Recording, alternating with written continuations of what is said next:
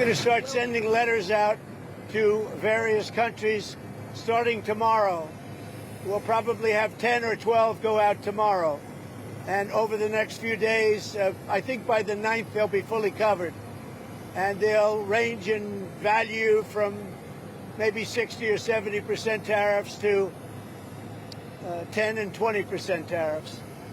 But they're going to be starting to go out sometime tomorrow. We've done the final form, and it's basically going to explain what the countries are going to be paying in tariffs. And it's very important. It's a lot of money for the country, but we're giving them a bargain. Because if I went by the true deficits or by other ways of measuring, it could be a lot more. We don't want to. I don't want to stretch it too much. We want to keep it pretty reasonable. US President Donald Trump says he plans to spend part of his 4th of July holiday sending letters to countries notifying them of their new tariff rates with the United States. He says in most cases, starting August the 1st, the countries will begin paying anywhere from 10 to 70% tariff rates. Now, it's unclear which countries would get the first letters, only that after the first batch, he would send out up to a dozen letters a day. Well, for more on all of this, CNN's Anna Stewart joining me from London. And it does sound like Treasury Secretary Scott Bessent had more specifics about the tariff rate a majority of countries might be looking at. What did he say?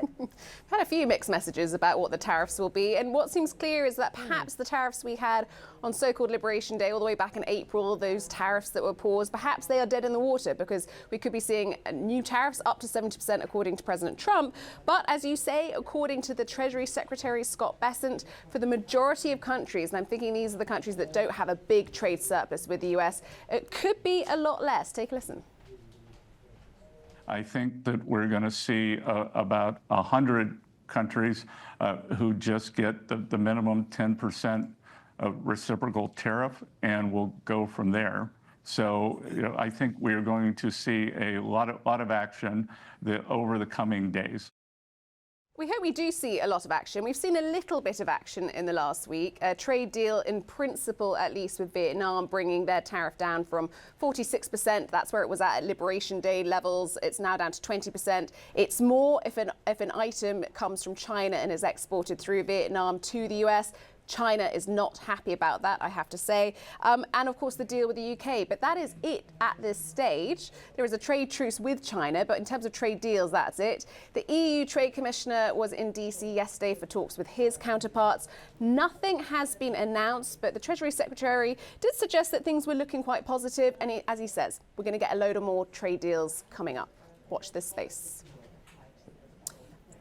This, of course, was a Trump-imposed deadline, right? Let's just be quite clear about that for sort of mid-late next week. This is a Trump-imposed deadline, and I think what's been very interesting is seeing how little market reaction we have. Given the comments we're getting, given how soon that deadline is. If you look at US futures, because US markets are closed today, US futures dipped a little bit on some of this news, but not much. European equities are in the red, but really not significantly at all. So the big question is, are investors saying this is just the art of the deal? Is this threat real? Are deadlines really deadlines? They've always been quite fluid. Is this another taco trade? Trump always chickens out. And that all plays into it. So I don't expect we're going to see much reaction at all, probably until next week, when it really comes down to the wire. And even then, even if markets get yippy, will it be sort of short term or longer term? We'll just have to wait and see. But we're not getting much of substance at this stage. On the tariff deadline, Mark, the global economic outlooks that I'm reading at least are not at all bleak. The tariffs, of course, do raise the near-term risk of inflation, but there is opportunity out there. We've seen strong job numbers, recent record highs on the S&P. Investors generally positive, particularly about the big, beautiful bill. We know the Wall Street likes that. Anyone forecasting economic doom in this early Trump term has been wrong to date. What do you see happening next week when this self-imposed deadline comes down? Well, I think that you have to understand that deadline can be moved again and again and again. We saw it with the sale of TikTok. He put a deadline on that, and he continues to punt the ball down as he tries to find a buyer. or a United States buyer, a domestic buyer here for TikTok. Look at, he has announced that Vietnam, he has a trade deal with Vietnam. Now, of course, that is not a gigantic nation, but still it shows some progress. And I do think what's interesting about the tariffs, and initially there was all doom and gloom because we thought that investors would run away, would be scared.